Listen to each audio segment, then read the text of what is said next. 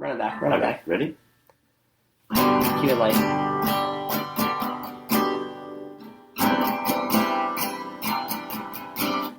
There's so many out there, you just don't know.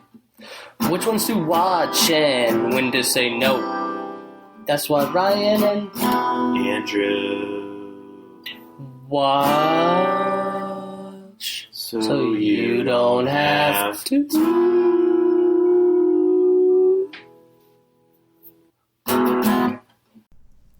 Hello, everyone, and welcome to episode 31 of We Watch So You Don't Have to, the Bad Movie Podcast. Today, we watched Speed 2. Cruise Control. And Ryan, what'd you think of this movie? I thought it got a little bit too much credit for getting 3% on Rotten Tomatoes. Yeah, should have been. It got too much credit for getting 3%. That's not how you say that. I understood what you were putting down there. Oh, can we pause real quick? Thank you quick to Owen. Oh yes, listener Owen for recommending this. I had not seen it. Yeah, I haven't seen it either. Well, you have now. But now we've seen it. Yeah. This was a great recommendation. Thank you, Owen. Yeah, Speed 2, Cruise Control, just spoiler alert, it does not star Tom... Oh, God damn it. It definitely doesn't star Tom Cruise. That's for sure. You know who else isn't in this movie? There's a lot of people that aren't in this movie, actually. Should we name them all? Who's in this movie that we know? Sandra Bullock. And that's it. Okay. That's all. No Keanu Reeves. Yep. He decided Speed 1 was enough for him. Is now a good time to say why he declined to be in this movie? I think so. Let's say that, and then let's do a quick summary. Okay. So this is a quote. Keanu Reeves went on Jimmy Kimmel, and this is what he had to say about Speed 2, Cruise Control, when asked. He said, quote, "I didn't get to be in that. Well, I decided not to be in that."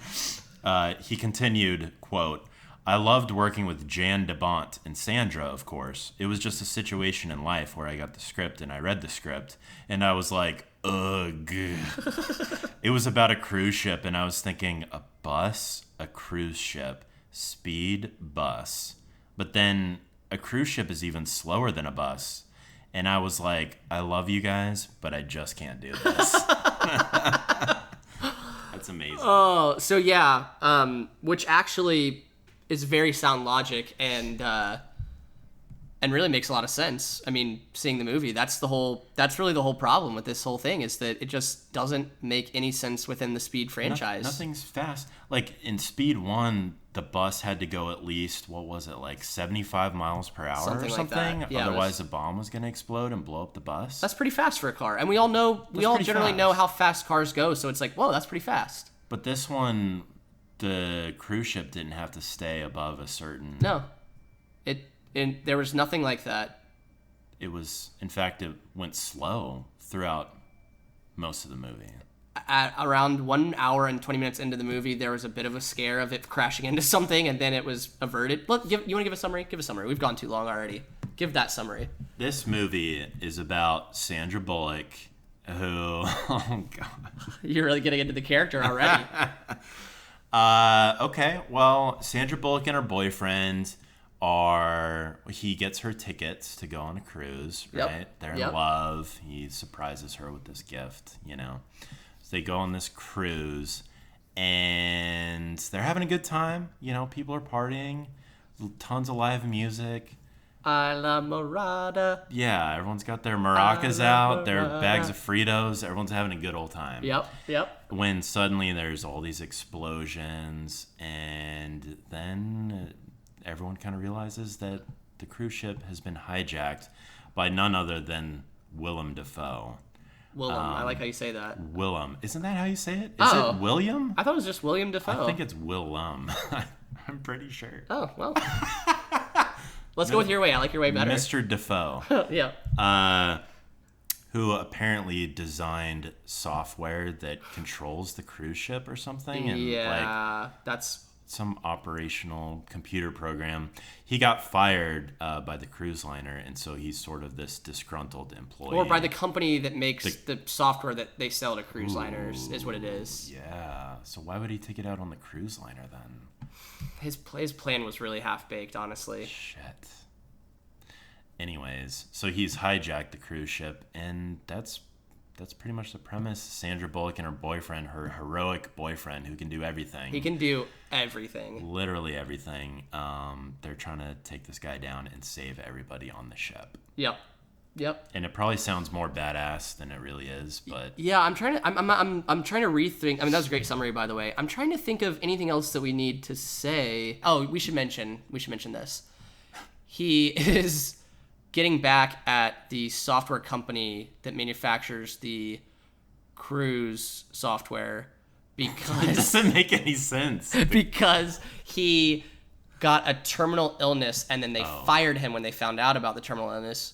And you know where that terminal illness comes from? Computer waves or something? Computer waves giving you copper poisoning. So what year was this movie made? I think it was like 98. So in 1998, so few people were using computers in their personal life and in their daily office life that it was plausible that a villain who spends his working life around computers could contract a rare terminal illness of copper poisoning. That's what was happening in the world in 2098 or whatever. And they cast Willem Dafoe because he's just already crazy. He's just so creepy looking, and that scene where he's just placing leeches all over his body, and that's before you find out about his illness, it's just so weird. So weird. Maybe the coolest part of the movie. I think we're making this movie seem way too cool. I don't think so. It sounds ridiculous. Okay. It sounds ridiculous. Yeah, that's kind of that's the gist. That's it, right? Yeah. I guess we should also say, so he's not trying to blow the ship up. We should actually discuss this because I didn't get the sense. Was his whole point to just ram the ship into that oil tanker? It seemed like that was like a secondary thought. Yeah. Did he just want to kill everybody, I guess? But why did he evacuate the ship then? Goal? Why was he evacuating the ship? Oh, that was a distraction to get the diamonds. He was trying to steal some diamonds. They worked in a friggin' diamond heist in this whole thing. So it's like, is he terminally ill and getting revenge, or is he stealing diamonds? Isn't that weird? Oh, he wanted to pay for his medical bills or something, maybe? Well, that's not going to work. You need to, if you wanted to do that, you need to do a sneaky heist, not like everyone knows. Elaborate, yeah. Not an elaborate, like showing everyone your face. You're not going to be able to use that diamond money to go to the doctor after that. You know what I mean? Maybe that was their original direction, but then they had to like do a rewrite or something, and they just kept it going. I can see that. I can definitely see that. You know what? Maybe that's when Keanu Reeves and Tom Cruise backed out. Tom Cruise. They definitely didn't get Tom Cruise. Yeah, I can see that they changed gears. You know what didn't change at all? How fast this ship went. I guess it went slower. It went slower. Yeah. In a movie called Speed, the vehicle that it focused on never sped up. It only ever slowed down. Yeah. Its top speed, I think, maxed out at 10 knots or so. No, 20 knots. 20 knots. Okay. Which is decent speed. Is it? Do you know how fast 20 knots is? Yeah, it's... Do you want to guess? I looked this up. I had to look it up. It's 80 miles per hour. Okay. You're going to be sorely disappointed. It is 23 miles an hour. Yeah, what was I thinking? So that's the top speed of like a pontoon boat or something. Yeah, let that sink in for a second. Yeah, I guess because it's so big. And no, it's in a movie called Speed. The fastest speed that it was going, when they were like, oh my gosh, he's taking control of the boat, 20 knots. That's 23 miles an hour.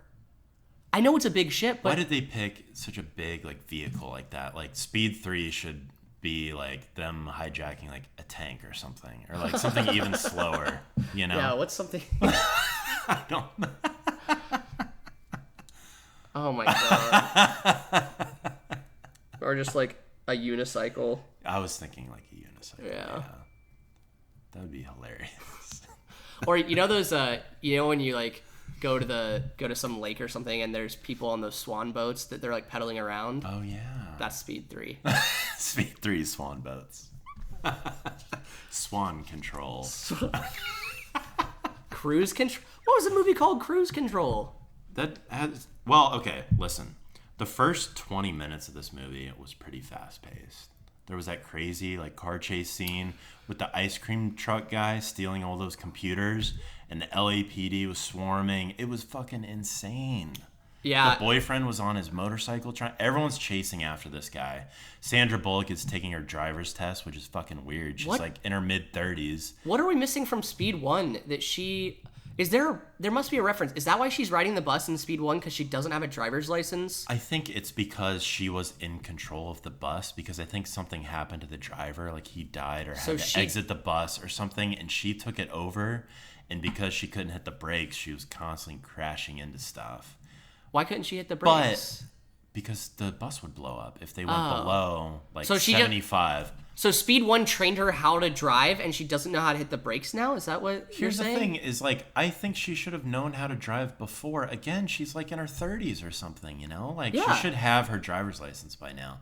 But it was some gag that they formulated. Basically, they're just saying, oh, she's a reckless driver because she was driving this bomb-controlled bus that had to go super, super fast. Well, not only that, they made her more than that. They made her an idiot. So here's some character traits we know about her. She can't drive, and she's being all ditzy when she's taking her driver's test, which is okay.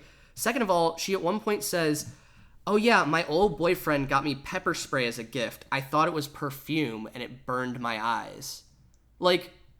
Okay, I'm not sure you could make that mistake as an adult human being, but let's just assume that's a thing. She sprays perfume in her eyes then? Yeah, exactly. That's crazy. Exactly.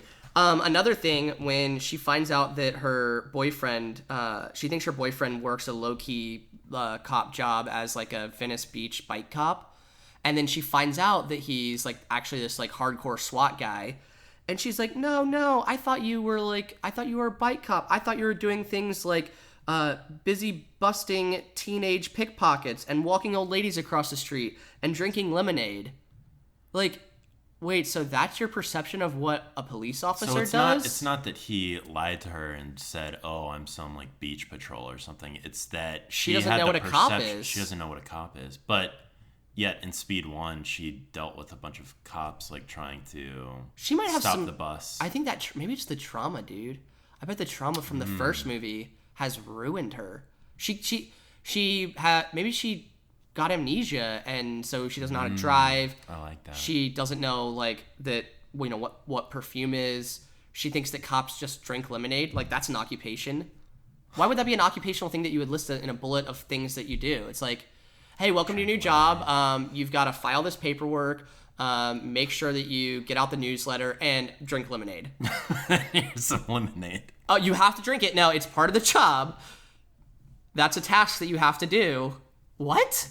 Yeah, I just feel that wasn't her character in the first one. I don't think she was that. She was kind of ditzy, I guess, in the second one. But not even. Moronic. But I mean, throughout the movie, it wasn't oh, she's doing all these ditzy antics that's causing all this harm or whatever. You know what I mean? How about this? She said, I believe this was her that said when the first set of bombs go off and the whole ship is I guess there were bombs because the whole ship was shaking or something. Yeah. In fact, somebody said, it's an earthquake, and another person responded, it can't be, we're at sea. Yeah. And then maybe this wasn't her, maybe this was just the passengers. But someone said, they're okay, we need to evacuate ship over the loudspeaker. And someone, after all their champagne's going everywhere and everything's breaking, and they go, evacuated? What, for this? Yeah, and I remember... Oh, yeah, no. she was also no, it's my vacation. She was keep dancing. That's because everybody was dancing because there was live music, and I thought that was a little weird. She was sort of in denial.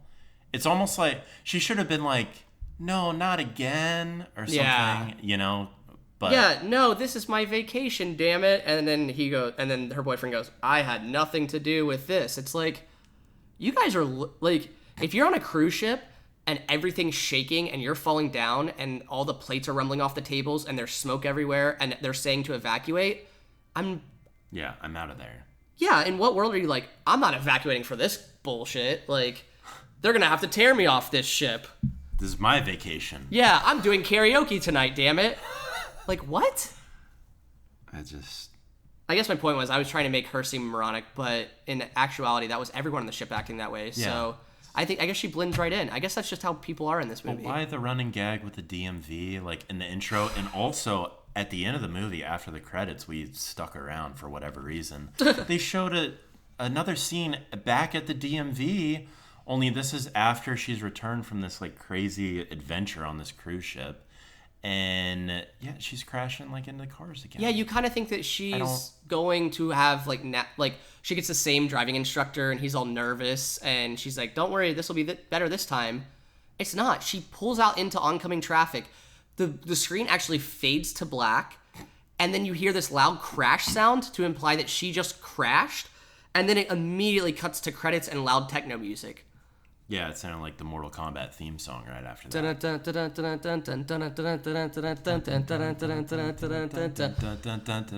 Mortal Kombat! I think you were doing the tune to like NBA, like warm-ups or something. Jock jams. Jock jams. Holy shit. Yeah, and Sandra Bullock's boyfriend was trying to propose to her the whole time. Yeah, but just couldn't find the right opportunity. You know what? He kept getting seasick. You know what I thought was weird? Do you remember when he first gets to the cabin, he tries the ring on? And then his pinky, yeah. Oh, was it his pinky? Yeah, okay. Pinky. And then he got it kind of stuck on his finger, so I was like, they have the same size finger? Like, that's kind of weird. I was a little suspicious of the boyfriend because I was like, his job isn't really lining up with her expectations. He's pulling, like, what is this guy up to? He's got this ring. I thought he was going to be a diamond thief in the beginning. I was like, where did that ring come from? Honestly, Andrew, that's so much of a better movie. That would have been a way better movie. Yeah. I wasn't really trusting the boyfriend in the beginning. At one point, like, he's facing off with Willem Dafoe and Sandra Bullock's there, and then all of a sudden William, like, laughs. I'm sorry, Willem. Mr. Dafoe. Oh, Can't go wrong with that. He's gonna... Oh, yeah, he's calling. He's pissed because I keep saying his name wrong. Yep. Yeah. Yeah, it would be... Oh, that would be great. And then he's standing there, and then Willem just starts laughing, and then Alex just goes and joins sides with him, and he's like, we're in this together, Sandra. I would love that. That would be actually an interesting twist. Unlike the interesting twist in this movie where the boat didn't crash, I guess. Yeah, so about an hour into... This movie is 2 hours and 5 minutes. An hour into the movie, things were starting to wrap up. It seemed like they were slowing down the boat. Oh, yeah. Right? Yeah, it seemed fine. And it was like, okay, cool. And then there was an act 2, which was suddenly they're going to crash into this oil tanker. Oh, but then they got to turn around. But then... they're going to crash into this harbor in St. Martin and kill all these people that are trying to enjoy their vacation. And that was sort of like Act 1 is trying to slow down the ship.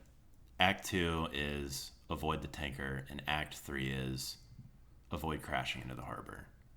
Yeah. So, well, hold on. I guess my point is Acts 2 and 3 probably didn't need to happen. They really stretched out this movie. But they almost did need to happen because that was the only quote-unquote speed element of the movie. So I think we did a bad job explaining this in the summary. But just to be clear, at the beginning of the cruise, the ship is moving along and going at normal cruise speed. 20 knots. Just give or take, yeah. I wish I knew what that was. Anyways. Then, like what, a normal cruise ship moves? Yeah. But then... William Dafoe takes over the boat. He completely stops it. They start evacuating. He starts it back up again, but only starts one propeller, so I guess they're moving in circles. Anyways, then he changes from that plan. They, like, foil him there, and then he changes from that plan to, oh, you know what? I'm going to just ram this straight into that oil tanker. That part happens an hour and 20 minutes into the movie. So prior to that, he's not only stopped the ship, aka 0 speed, he's taken the ship to 0. Mm-hmm. Then he's put the boat into circles, and only an hour and 20 minutes in does he say, oh, I'm going to, quote-unquote, speed ram this thing into something. and then they just turn the ship to the right so it doesn't hit it. Right. And then they slowly when they start going into the shore, what are they at? You know what I just 7 realized? knots? You know what I just realized?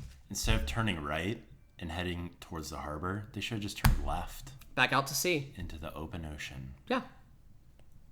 Yeah. You know? No. I mean... I wish they would have made another turn right after the harbor, and it was like an even...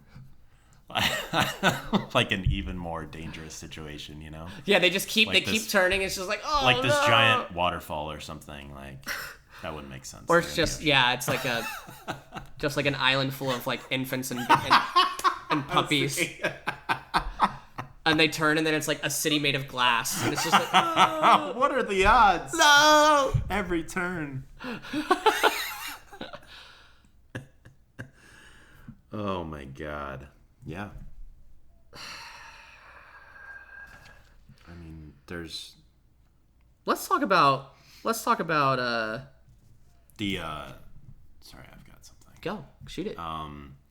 The connections that they were making to solve mysteries. Yes.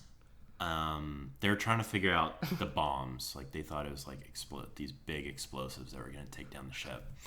And Sandra Bullock's boyfriend was like, he smelled that it was sulfur coming from the vent, which made him realize that it must be a small bomb, specifically circular or spherical. And he said, then that means it can roll. And then he sees that there's like some small like billiard balls over on the... Like stress balls or something over like next to the computer keyboard. He's like, golf balls. Geiger, which is Willem Dafoe's character. And he saw that he had the golf bag, so he realized... I mean, this guy. I mean, that's a huge leap. That's a huge leap. I mean, let's first talk about... He didn't even meet Willem Dafoe. They saw him from a distance... And he thought he was hitting on Sandra Bullock. Yeah. So, like, for him to mentally log that guy and be like, oh, that guy's got golf bat. Like, it's like, okay, that's a stretch already. They had photographic memories, though. I mean, they remembered Dante, the camera guy, by his first name later in the movie when things got really chaotic. I think that they were just like, I never forget a face. Never forget a name. Maybe they're like those people that were on the that 60 Minutes episode where they remember every single day of their lives. It would have to be. Yeah. Okay. Well, that makes sense. Well, that would also explain why he knows so much about so many different things. For instance, like when he was trapped on one side of the door and Sandra Bullock was on the other, she's like, I can't get through to you. There's a grenade. And he's like, a grenade? What? There should be a number on it. What's the number? And she's like, it's LM6139 Magnum. And he's like, okay, here's what you got to do. It's like, whoa, so you're a police officer. He's a police officer, right? Yeah. And yet he has intimate knowledge of the serial numbers on various grenades to the extent and how to defuse a bomb. I don't think if you work at the LAPD, you have that level of expertise. Right? This guy, I mean, the point is that he's a Renaissance man. Why is Sandra Bullock hesitant? It's like MacGyver. Yeah. Why is she, like, what more does she want? He's handsome, he's fit, and he knows everything about everything. But you know what? It's still not good enough. It's not good enough. She can't even drive. When they were loading people on the lifeboat, Dante was struggling. He was about to fall. Yep. And Sandra Bullock's boyfriend, what the hell was his Alex. name? Alex. He was about to jump back on the ship, whatever. And then Sandra Bullock was like, oh, Alex, Dante. The photo guy. You're going to leave him there? He took our photo day one of the cruise. How will we get the memories? God, what? It's never good enough for her. It's never good enough. And yet he tries to please constantly. He kept the engagement ring, in his pocket this whole time. Yep. He's swimming underwater. He's like fighting bad guys. Mm-hmm. All this stuff he's doing, but she's always risking his life. Even when he saves the day and he's like, hey, do you want this ring? She's like, how long do you want me to wear it? And he goes, I don't know, 50 years. What a weird. They're so weird. What is wrong with these two people? 50 years. I honestly till we're 80 and then I'm gonna divorce you. It's so specific, dude. Maybe he has Asperger's because he's like so specific about so many different things that's true. like, normally you would be like, oh, how long do you want me to wear? It's like, well, I was thinking forever, like something like pseudo-romantic. And instead he's like, 50 years based on the average lifespan of a human being and the age we currently are. Don't quantify that. As long as it takes, you know? They're a couple of weirdos, dude. They're made for each other, actually. Yeah, What else let's talk about their relationship more, actually. I think that's the real key here. Yeah. I know. You know what they did together one night? What? They went on the boat. They went ship shopping. Shopping. You remember that? Yeah. There was a lot of like stuttering, so you could tell this movie was shot in 1 or 2 days. I don't think it was stuttering. I think that's what Sandra Bullock. It was shippity shops. No, they literally in the captions referred to it as ship-shopping. So it was written into the script. I know. Well, I think that was just, I don't know if it was written into the script though. I think that was her mixing up the words in that specific line because she's like, wait, we're on a ship and I have to talk about a shopping center? You think she got tongue twat? Yeah, exactly. Yeah, but exactly. But I'm on an amateur podcast. She's a professional actor. Remember the one line that her boyfriend said where he goes, it's him. Do you think that was in the script? I just think that it was them reading the lines weird. And then them just keeping it instead of saying... Jan de Bont should have been like, no, listen. Jan de Bont. Try it again. Director Jan de Bont. Jan de Bont. I don't know. Also, I guess, yeah, because is ship shop... Do you think when you go on a cruise, if you do any, like, clothes shopping on the ship, you have to call it ship shopping? What if you're shopping for ships on the ship? Is that ship shopping? Ship shopping? What if you're shoplifting at a ship shop? Oh, my God. Freeze, we've got a shoplifter at the shop. We've got a shop shiplifter. Or wait, hold on. He's a shapeshifter. Shoplifter. Ship shop. While he's ship shopping.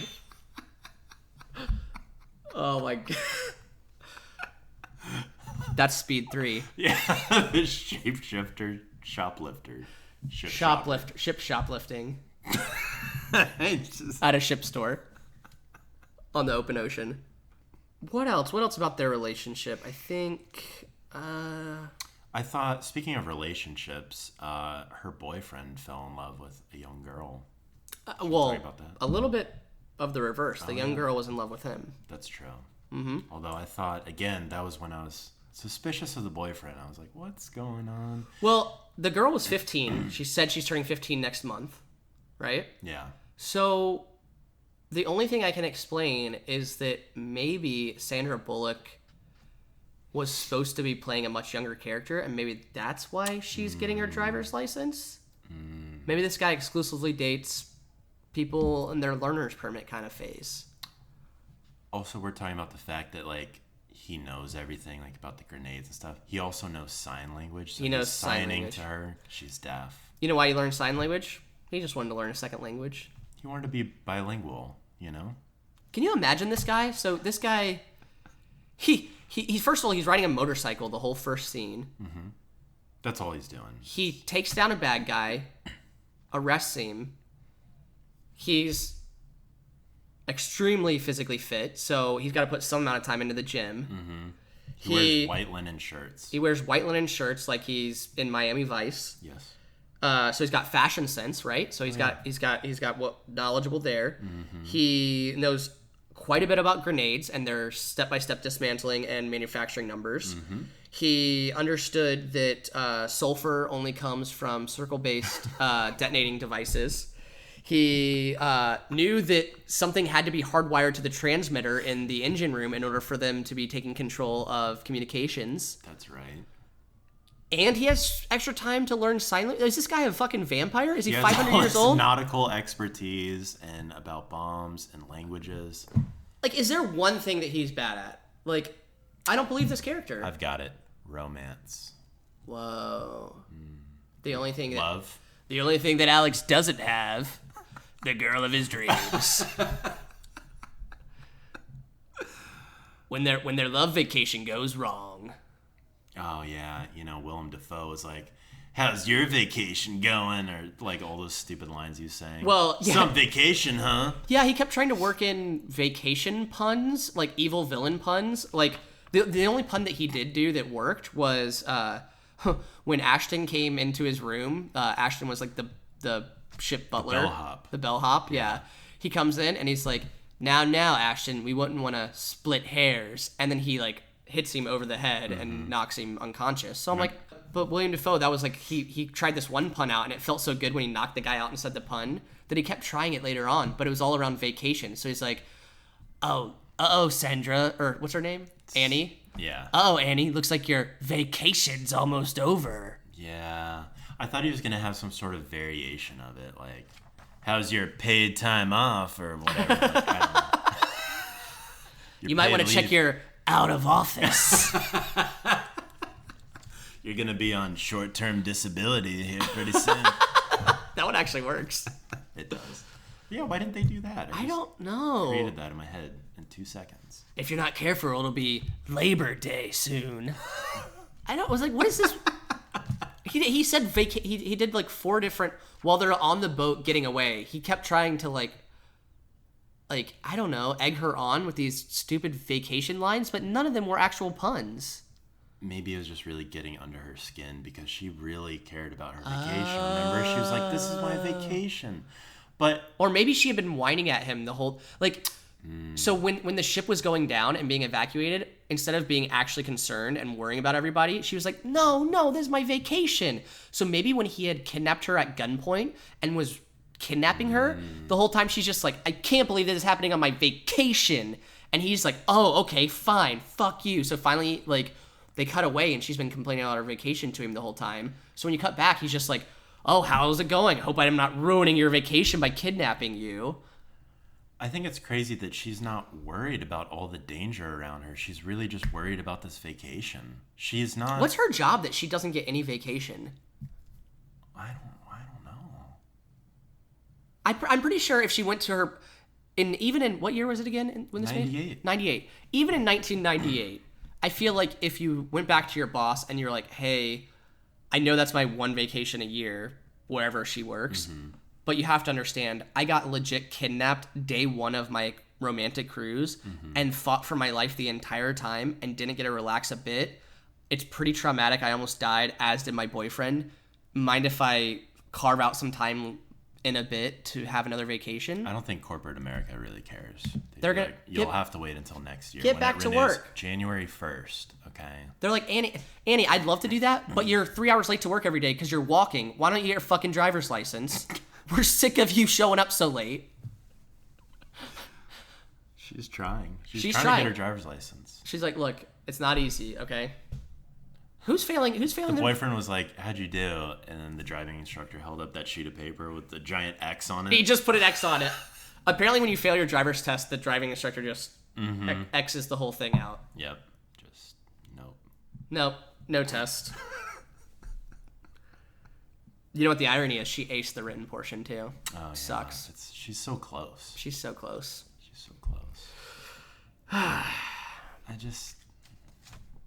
I don't get the driving thing. It doesn't make sense. She didn't drive anything throughout the whole movie. Like, what was the point of that? It was the end cap. Except for when she was at the DMV.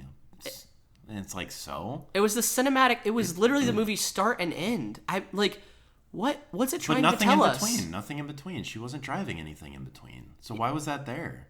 What was that framing up or in reference to? It has to be on the first movie. The first movie is the only thing, but what again, a strange character point to hang on to. Again, she was. It's not that she was a bad driver. It's that she had to drive that bus fast, otherwise it would explode if she went under. You know what? So it's like that's not even a joke that makes sense to continue into the sequel in the manner that they framed it up in. I think they had to though, because when Keanu's out of it, and you got this new character, literally the only thing making this like legally Speed 2 within that same universe is that this character shares the same name, Annie, that she has this phobia of driving, and that's it. Because the ship only goes 23 miles an hour. I know. When it crashes into land, it's going 7 knots, which from what I can gather is roughly 9 miles an hour. It shouldn't have been a sequel to Speed. It's has not nothing. Speed. It's not high. It's not Speed at all. No Speed. Dude, you know what would be awesome? Oh my gosh. They should redo a Speed movie, but put it on the bus, but make the bus mimic the speeds specifically called out in this movie. It goes so slow. Can you imagine? So it's like, hold on everybody, 23 miles an hour. We're gonna hit that land. We're gonna run into that curb. 7 miles an hour. It's like, okay, hit it. That's a good way of explaining this movie to people, because the ship is so big and it's moving so slow that's what the movie felt like. It was just going so slow. Absolutely. You know? What else, dude? I'm trying to think of other highlights. I mean, yep, son of a bitch. I will say, the dialogue was really weird.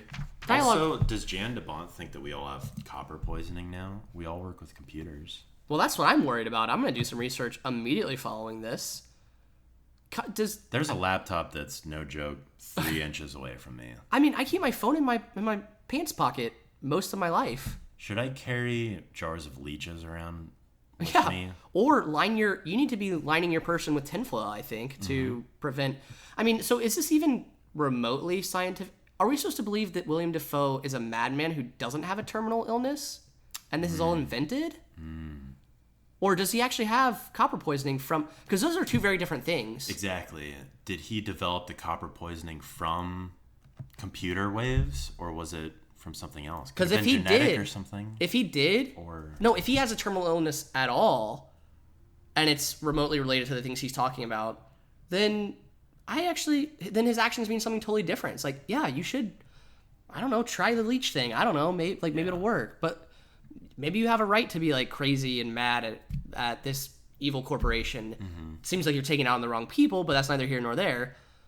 But also, it's his side of the story. Like, he said that he got fired because of his terminal illness. Yeah, I think company didn't want to pay for it, you know? I wish they would have gone into that a little bit more. Because maybe he was just bad at his job. You're looking for a midquel. A midquel, yeah. I want to learn more about that story. Let's dive into this. It flashes back to him just like doing the software. Just sweating in a cubicle, like. Just failing. Like, his superiors are just constantly unhappy with his work. Like, his peers don't respect him. Like, and then someone's leaving the office for the night, and they're like, "Hey, you might want to don't work so hard, Geiger. If you're not careful, you'll get copper poisoning." You're gonna get like high-fiving on the way out of the office. You're gonna get copper poisoning from that laptop of yours. Like, do computers? This is gonna sound really stupid. Do they? I don't think they. Do they have EMP, electromagnetic pulse that they're? Isn't that a specialized thing? Like, is that just all electronics are giving that off? And if they are, yeah. Would copper poisoning be a potential? I don't feel like there's copper like being emitted through computer waves like off of this laptop right now. Poisoning. Copper? Like what? From what?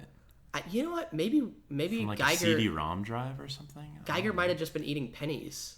I was gonna say he was eating pennies so much. He's got like a Pez. He's got like a Pez dispenser that pops out pennies. That would be hilarious, actually. What a twist. Yeah, he's like ranting. It's just very subtle, like. He's ranting about this copper poisoning, and then he's just like takes a penny out of the Pez. Ship. It's him. Oh my god. Okay. Let me find a couple good ones. Yes, this is okay. So I've got a couple goofs here from thank you IMDb. Ever heard of it? Yeah. There's obviously a lot of continuity errors. One we saw, and this is the top one. It says, after appearing barefoot and taking off his white shirt, Alex appears in the next scene wearing a black shirt and black sneakers. What the fuck was up with that? Wait.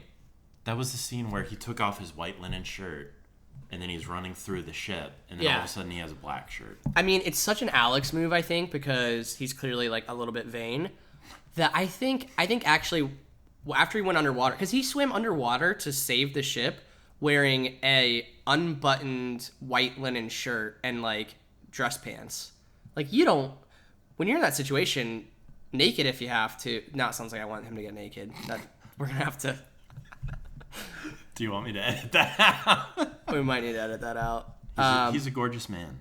Well, he is, but what I was more saying is that, like, from a purely functional standpoint, you want to have maneuverability in that situation. You don't care what the fuck you look like. Yeah. But this dude was so fashion focused that when his shirt got fucked up, instead of just continuing on, he took the time in this moment of, like, duress to find a replacement shirt and then quickly throw it on. I just think that they could have, here's how they could have solved for that.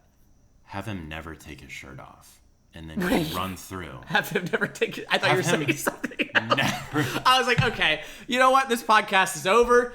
We're really sorry. Yeah, exactly. But no, you're right, dude. They could have solved that easy. Like, it's like, but that was their problem, is they did everything with a take one, so they had to, like, have some sort of irrational explanation for things because they made bad choices up front. I don't know. They had to explain them later. Maybe, or John DeBont was doing some sort of crazy. Do you think it's Jan DeBont? Oh, yeah. Probably not Jan DeBont. What was I? I think I switched it to John. Yeah. You said John. Juan DeBont. I think it's Juan DeBont. Juan DeBont. It's got to be that. There's a couple scenes where you can see the film crew, apparently. What? Reflected in Toonman's sunglasses during the speedboat airplane chase. I'm not sure who Toonman is. And then reflected in the glass in the mall. Oh my god. When they're funny. ship shopping. You can see the fucking film crew. That's great. That's good. Bravo. Here is a factual error. Autopilot on the cruise ship is set to steer at a destination, latitude 203, longitude 182. There isn't any such place on Earth, or on any planet for that matter. What? So, what does that mean? Destination unknown. John DeBont. Dude, that's purposeful. That's a breadcrumb. He's leaving that in there for us. They were in, like, an alternate dimension. That would explain everyone's behavior. Exactly. Oh my gosh. Or this was a dream. I think that's good, dude. That's it. So, in conclusion, watch the movie. Check I was gonna say, the movie out. See the movie. We paid dollars for this movie because it wasn't for free. It's ridiculous that we had to do that. This movie's 20 years old. It honestly is hilarious. Especially, it was it unravels quite a bit towards the end, which is saying something. Mm-hmm. So, give it a watch. Yep. 1 thumb up. Yep. We watch. So you don't have to if you don't want to, but if you want to, this one's way better than some of the other ones we watched. If you like really bad movies, I can't wait for Speed 3. Shapeshifters and shoplifters. Ship shopping. Thanks for listening. We'll see you next time.